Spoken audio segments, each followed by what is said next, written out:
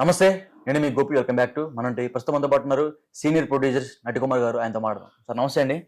Sir నిన్న నుంచి ఒక టాపిక్ బాగా వైరల్ అవుతుంది. ఈ రోజు సీఎం గారిని కలుస్తారన్నట్టుగా. సో ఎట్టకెళ్ళకి ఈరోజు అయితే మీ సినిమా పెద్దలందరూ కలిసి సీఎం రేవంత్ రెడ్డి గారిని కలిశారు. అసలు లోపల ఏం మాట్లాడుకున్నారు? బట్ బయట ఒక టాక్ వస్తుంది, సినిమా గురించి ఏం మాట్లాడుకోలేదని, టికెట్ల రేట్ల గురించి ఏం మాట్లాడలేదని, బెనిఫిట్ షో గురించి ఏం మాట్లాడలేదని ఒక టాపిక్ అయితే బాగా వైరల్ అవుతుంది. అదేవిధంగా మీరు సినిమా ఇండస్ట్రీలో ఉన్నారు, మిమ్మల్ని ఎందుకు పిలవలేదు? మీ మాటలు. సినిమా ఇండస్ట్రీ మీటింగ్ కాదు అది. మరి వాళ్ళందరూ జనరల్ గా క్యాజువల్ గా సినిమా ఇండస్ట్రీ వాళ్ళు ఇప్పుడు రెగ్యులర్ గా సినిమా తీస్తున్న వాళ్ళు ఇప్పుడు రెగ్యులర్ గా ఏదో చిన్న ఏదో ఇబ్బందులు వచ్చాయి కాబట్టి దాని గ్యాప్ ని పోల్చడం కోసం అందరూ మామూలు క్యాజువల్ గా కలిసి వచ్చినట్టు అనిపిస్తుంది. మీరు అన్నట్టు బెనిఫిట్స్ వాళ్ళు ఇవన్నీ కూడా మాట్లాడి ఉండరు. క్యాజువల్ గా వెళ్ళారు. అది క్యాజువల్ గా వెళ్ళి ఆ గ్యాప్ ని పోర్చడం కోసం, అంటే అల్లు అర్జున్ గారి ఇష్యూ జరిగింది, అలాగే అంతకుముందు నాగార్జున గారి ఇష్యూ జరిగింది కనుక అందరిని కలిపి అల్లు అర్జున్ గారు మన ఎఫ్డిసి చైర్మన్ గా తీసుకుని ఉంటారు. ఇండస్ట్రీకి సంబంధించింది అయితే ప్రొడ్యూసర్ కౌన్సిల్ గా నన్ను పిలిచేవారు జాయింట్ సెక్రటరీగా. అలాగే చిరంజీవి గారికి, మొత్తం అందరికి, మహేష్ బాబుకి, ఇండస్ట్రీ అందరికి చెప్పేవారు. మరి అందరికి చెప్పిన ఇండస్ట్రీ మీటింగ్ అంత all of the sudden meeting కాబట్టి ఇండస్ట్రీ గత 3 రోజుల నుంచి సీఎం కలుస్తున్నాం అంటే మాకేం తెలియదు. మరి మీకు అందరికి తెలిసేమో, ఆయన మీకు చెప్పాడేమో కానీ ఎవరికి చెప్పలేదు. ఆయన మనసులో ఆయన అనుకుంటున్నాడు, ఏదో అనుకుని చేసుకుంటూ వెళ్తున్నాడు. ఏదో 15 రోజులు బట్టి నడుస్తున్నప్పుడు అది మీకు ఆయన ఏదో వాడుతున్నటువంటి వచ్చి తప్ప ఇండస్ట్రీ ఎవరికి తెలియదు. ఓకే, ఎవరైతే శ్రీదేవి కుటుంబానికి అల్లు అరవింద్, అదేవిధంగా అల్లు అర్జున్ వాళ్ళ కుటుంబం అంటే మైత్రి మూవీ మేకర్స్ నుంచి మొత్తం 2 కోట్ల రూపాయల ఆర్థిక సహాయాన్ని అందించారు. శ్రీదేవికి 2 కోట్లు ఇచ్చారు, సీఎంకి ఎంత ముట్టుంటది అని బయట ఒక వార్త నడుస్తుంది. తప్పది. మీరేమంటారు? ఏమండి, ఒక్క మాట, అసలు మాట్లాడేటప్పుడు కూడా అర్థం ఉండాలి. మాట్లాడేటప్పుడు అర్థం పడుతూ ఉండాలి. సీఎంకి ఎందుకు అవసరం? సీఎంకి ఏం అవసరం అండి? అసెంబ్లీలో దీని గురించి సీఎంకి ఏం అవసరం? సీఎంకి ఏం అవసరం? కేసులు ఎందుకు క్లోజ్ చేస్తారు? చట్టం తన పంతం చేసి పోతే ఒక్కసారి ఒక సెక్షన్ పెట్టిన తర్వాత ఆ సెక్షన్ కోర్టు వారు డిసైడ్ చేయాలి తప్ప అది ఒక పోలీస్ ఆఫీసులో లేకపోతే ఇంకొకలో సీఎంఓ చేయరండి. ఇది ఆ అత్యున్నత న్యాయస్థానం ఏం చెప్తే వినాల్సిందే. యాజ్ రూల్ చట్టం ఏం చెప్తుందో అది చేయాల్సిందే. అంతే తప్ప సీఎం చేతిలో ఉండదు, లేకపోతే నటుకుమార్ చేతిలో ఉండదు. అంటే గవర్నమెంట్ మాట్లాడేటప్పుడు అర్థం చేసుకొని మాట్లాడాలి. అంతే తప్ప అర్థం లేకుండా మాట్లాడకూడదు. శ్రీతేజకి ఇచ్చిన డబ్బులు ఇవ్వలేదండి. ఎప్పుడో ఫండింగ్ ఆ రోజు జరిగిన సిచ్యువేషన్ అప్పుడు, ఆమె ఎప్పుడైతే చనిపోయినప్పుడే వాళ్ళు డిసైడ్ అయ్యి ఉన్నారు. ఏమని? సార్ ఒకటేనండి, రాత్రి చెప్పేయడానికి ఒక ఫండింగ్ చెయ్యాలనుకున్నారు. ఆ ఫండింగ్ ఆల్రెడీ మొత్తం టోటల్ ఏమి ఇవ్వాలి, ఎలా ఇవ్వాలి అనుకున్నారు. ఇప్పుడు దిల్ రాజు గారు వచ్చేసి బాబు నువ్వెంత ఆయన ఏం చెప్పలే, అదే చెప్పారని వాళ్ళు చెప్పారు, ఆయన చెప్తారు. ఆయనకే పని, ఆయన ఏం చెప్పలేదు, ఆయన కలయలేదు. అల్లు అర్జున్ గారు ఈ సయోధ్య మొత్తం కుదిరించింది ఆయన అంట. ఏమండి, దిల్ రాజు గారు ఎక్కడ సాధించి కుదిర్చారు, ఏం మాట్లాడారు? మరి అలాగైతే మరి ఫస్ట్ డే ప్రాబ్లం జరిగినప్పుడు వెళ్ళొచ్చుగా, వెళ్ళిపోయి మాట్లాడొచ్చుగా. ఆల్రెడీ సీన్ క్రియేట్ కాకుండా ముందు వెళ్ళిపోయి ఆ అబ్బాయిని పరామర్శించి మళ్ళీ ఇండస్ట్రీ నుంచి అందరిని తీసుకొని వెళ్ళి మాట్లాడి సీఎం గారిని, ఇదే టీం ని సీఎం గారి తీసుకెళ్లి జరిగిపోయిందని చెప్పేసి మాట్లాడి ఉండాల్సిందిగా. మరి ఆ రోజు సీఎం గారిని ఇష్టం వచ్చిన ట్రోల్ చేస్తుంటప్పుడు మరి వాళ్ళందరినీ ట్రోల్ చేసిన వాళ్ళందరూ వార్నింగ్ ఇవ్వచ్చుగా. మరి వాళ్ళందరికీ కూడా మరి అల్లు అర్జున్ గారికి చెప్పి ఉండవలసిందిగా. మరి ఇంత పెద్దోడు కదా, అన్ని డబ్బులు కలెక్ట్ చేస్తాడు, ఆయన చెప్పొచ్చుగా. మరి సాక్షాత్ సీఎం గారిని ట్రోల్ చేస్తుంటే చూస్తూ ఊరుకున్నాడా? ఆ అబ్బాయిని వచ్చి ఇంత చిరిగి గాలివాయిన దాకా కావాలని కూర్చున్నాడా? ఎఫ్డిసి చైర్మన్ గా సీఎం గారిని ఏ మాట అన్నా ఖండించవలసిన బాధ్యత ఆయనకు ఉంది. ఒకవేళ హీరో గారిని ఏమన్నా ఖండించవలసిన బాధ్యత ఆయన మీద ఉంది కదా. మరి రెండు కూడా ఒకవేళ అసెంబ్లీలో తప్పు అనుకోండి, ఖండించాలి కదా. పోనీ ఆ సీఎం గారిని ట్రోల్ చేస్తున్నప్పుడు మరి ఆయన చెప్పాలి కదా. ఏం చెప్పాడా? సీఎం గారు చెప్పితే నేను అబ్బాయి దగ్గరికి వెళ్ళాను అన్నాడు. ఆ అబ్బాయిని నేను వారధిగా తీసుకుంటాను అన్నాడు. ఏం తీసుకున్నాడు? ఈయన రాకముందే 50 లక్షల రూపాయలు కోమటిరెడ్డి వెంకటరెడ్డి గారు 25 లక్షల రూపాయలు ఇచ్చారు. 25 లక్షలు కోమటిరెడ్డి వెంకటరెడ్డి గారు ఇచ్చారు. అదే కోమటిరెడ్డి వెంకటరెడ్డి గారి సమక్షంలో 50 లక్షలు మైత్రి మూవీస్ ఇచ్చేసారు. ఈయన వెళ్ళి ఆల్రెడీ ఆయన రెడీగా ఉన్న చెక్కులు తీసుకొని వచ్చి అల్లు అరవింద్ గారు ఇచ్చారు. అంతే, అంతకన్నా ఇక్కడ ఏం లేదు. అంటే జరిగిన తర్వాత అరవింద్ గారు రిక్వెస్ట్ చేసి ఉండొచ్చు దిల్ రాజు గారిని, దీనికి అగాధం కాకుండా దీన్ని ఇక్కడతో పొలి స్టాప్ పెడదాం, దయచేసి సీఎం గారు టైం తీసుకునొచ్చు. టైం తీసుకున్నాడు. ఆయన తెలిసిన సహచరులు అందరినీ అరవింద్ గారు పిలిచి, సీఎం సంబంధం ఏంటి? దీనికి సీఎం సంబంధం ఏంటి? న్యాయపరంగా వెళ్ళాలి కదా. న్యాయపరంగా వెళ్తారు.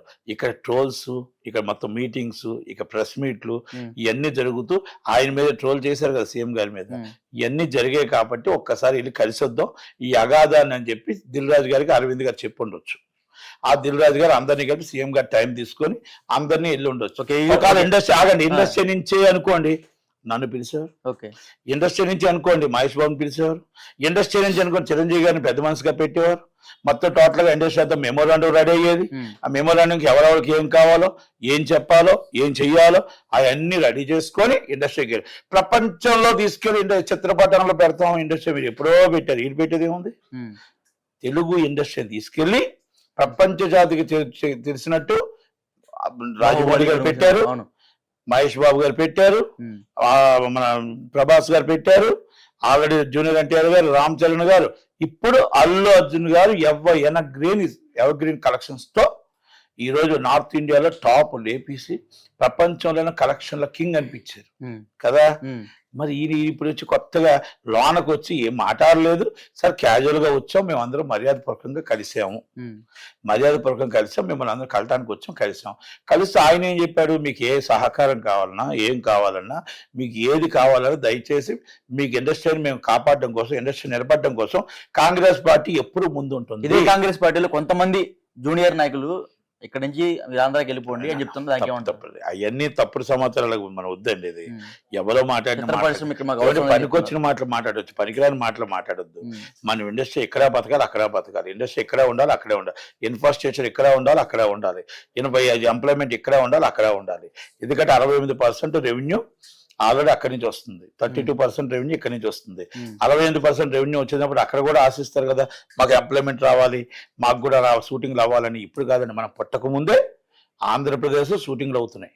అవును, మనం పుట్టక ముందు మా తాతలు పుట్టినప్పుడు షూటింగ్లు అవుతున్నాయి. ఎందుకంటే వైజాగ్, గోదావరి గట్టు ఇవన్నీ షూటింగ్లు అవుతాయి. అలాంటివి ఈరోజు డెవలప్ అవ్వాలని వాళ్ళు కోరుకుంటారు. కాకపోతే అడిగారు, వాళ్ళు ఎప్పుడు అడిగారు, ఆల్రెడీ జగన్మోహన్ రెడ్డి గారు ఏ మాట కామాట మంచి చెప్పుకొచ్చి 30% షూటింగ్లు చేయమని అడిగాడు ఆయన. మీరు 30 చేయండి, ఎక్కువ అవసరం 30% చేయండి షూటింగ్లు అన్నాడు. మనం 30% కాదు కదా, 1% షూటింగ్ చేయలే. అంటే చాలా మంది ఏమనుకుంటాం, ఎందుకు చేయట్లా, మేము వెళ్ళిపోతున్నాం కదా, మేము మందపల్లి ఫారెస్ట్ లో షూటింగ్ చేసేస్తున్నాం కదా. సార్ అయ్యా, మీరు బళ్ళు మొత్తం టోటల్ గా సూట్ కేసులు అన్ని సర్దుకొని ఇరిపోయి షూటింగ్ చేసుకుని వస్తే అది కాదు. అక్కడ స్టాండర్డ్ గా ఇన్ఫ్రాస్ట్రక్చర్ పెట్టి, అక్కడ స్టూడియోలు కట్టి, అక్కడ ఆల్రెడీ మీరు ఎంప్లాయ్మెంట్ ని పెట్టి, అది ఉంటే వాళ్ళకి ఇన్కమ్ ఉంటుంది. మీరు ఇక్కడ నుంచి టూరిస్ట్ లాగా ఏదో షూటింగ్ చేసుకొని టూరిస్ట్ లాగా షూటింగ్ అయిపోతే అక్కడ ఏమో లాభం ఉండదు, అది గుర్తుపెట్టుకోవాలి. ఓకే, ఈ కలయిక ద్వారా ఈ కేసును మర్చిపోతారన్నారు. ఇంకా ఎవరిని ఏమండి, కేసు అనేది సపరేట్ చట్టం తన పని తాను చేసిపోతుంది. మీరు $2 కోట్ల ఇచ్చి వాళ్ళ కుటుంబాన్ని నోరు మూపించారు. అల్లు అర్జున్ గారు తప్పు చేయలేదు. అనుకోని సంఘటనలో ఒక యాక్సిడెంట్ గా జరిగింది.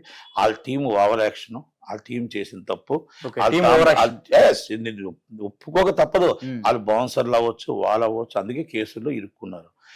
వాళ్ళు చేసిన దాని మీద ఆయన వాళ్ళు చూసుకోకుండా ఎక్కువగా నమ్మి వాళ్ళతో పాటు వెళ్ళడం అనేది జరిగిపోయింది. ఒకవేళ కానీ నిజంగా పోలీసుని యాక్సెప్ట్ చెప్పొచ్చు.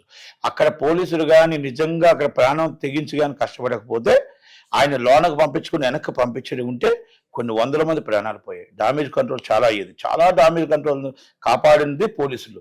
వాళ్ళకి సన్మానం చేయండి, వాళ్ళకు దండం పెట్టండి.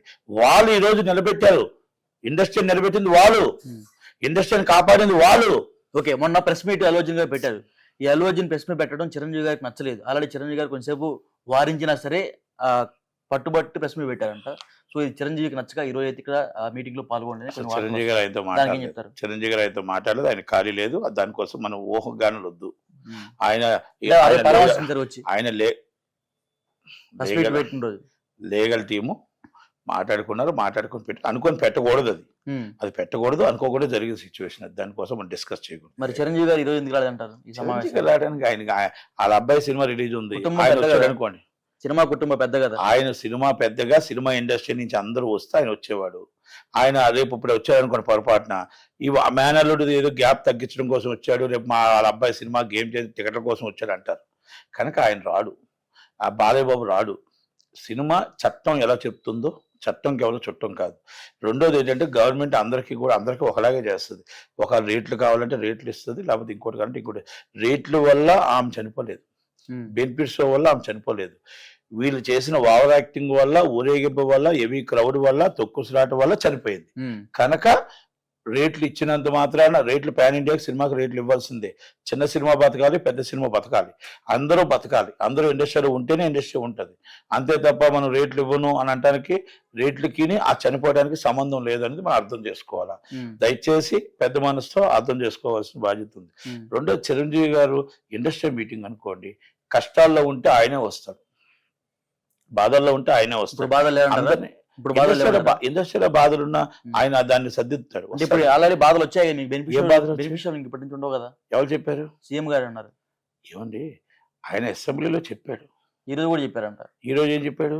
కలయికల్లో ఇప్పటి నుంచి బెనిఫిషియల్ ఉండవని చెప్పారు. ఉండవని ఎవరు చెప్పారు? సీఎం గారే అసెంబ్లీలో కూడా చెప్పారు. దిల్ రాజు అసెంబ్లీలో పెట్టిన తీర్మానం పెట్టిన దిల్ రాజు గారు చెప్పారా ఏమని? బెనిఫిషియల్ ఉండవని సీఎం చెప్పిన దిల్ రాజు గారు చెప్పారా? సీఎం చెప్పారు కదా సార్. సీఎం ఎక్కడ చెప్పాడు? అంటే సీఎం కన్నా దిల్ రాజు పెద్ద. దిల్ రాజు పెద్ద, ఎందుకంటే అక్కడ మొత్తం టోటల్ గా ఎఫ్డిసి చైర్మన్ గా సినిమా ఇండస్ట్రీకి దిల్ రాజే పెద్ద. సీఎం గారు నియమించింది CM. No cinema already DR లో బెనిఫిట్స్ ఉండవని అసెంబ్లీలో సీఎం గారు చెప్పారు. చెప్పిన తర్వాత ఆయన బయటకు వచ్చి ఏం చెప్పాడు? బెనిఫిట్స్ వాళ్ళు ఇవన్నీ చాలా స్మాల్ ఇష్యూ, దానికోసం మేము డిస్కషన్ చేయలేదు, దయచేసి మీరు దీనికోసం పెద్దది చేయకండి. దేనికోసం డిస్కస్ చేశారంట? ఆయన దేనికోసం చేసుకోవడం సీక్రెట్ అది. వాళ్ళు వెళ్ళారు, కలిశారు, వచ్చారు, అయిపోయింది. ప్రపంచ పటంలో తెలుగు ఇండస్ట్రీ తీసుకుని ప్రపంచ పటంలో పెడతాము. అది మొత్తం రేవంత్ రెడ్డి గారికి మేము ఎలా చేయాలి, విజన్ ఎలా చేయాలి, ఐటీ హబ్ని ఎలా తీసుకుంటే, సినిమా హబ్ని ఎలా తీసుకురావాలి, దానికోసం చెప్పామన్నారు అన్నారు. ఏం చెప్పారో తెలియదు, ఏం చెప్పారో తెలియదు ఏం చెప్పారో తెలియదు అక్కడ.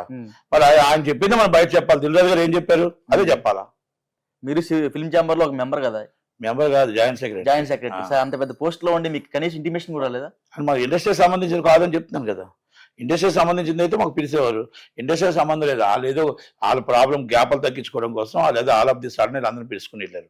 డాకు మహారాజ్ ప్రొడ్యూసర్ పిలుచుకెళ్ళారు. వాళ్ళకి ఏదో బెనిఫిట్స్ టికెట్లు కావాలని, వాళ్ళు మొఖాలు చూస్తారని. అలాగే సంక్రాంతి హీరోని తీసుకుని వెళ్ళారు.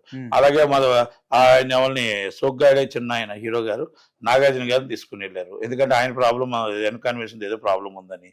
తర్వాత వచ్చి ఇంకొక నిర్మాత ఎవరు చాలా మంది ఆగండి, దిల్రాజు గారు గేమ్ చేంజరు, సురేష్ దగ్గుపాటి సురేష్ గారు వెళ్ళిందంటే సపోర్ట్ కి వెళ్ళాడు, తమ్ముడికి సపోర్ట్ కి వెళ్ళాడు. ఇంకెవరున్నారు? అక్కడ వంశీ గారికి సపోర్ట్ గా రాధాకృష్ణ గారు వాళ్ళ ఫాదర్ కాబట్టి.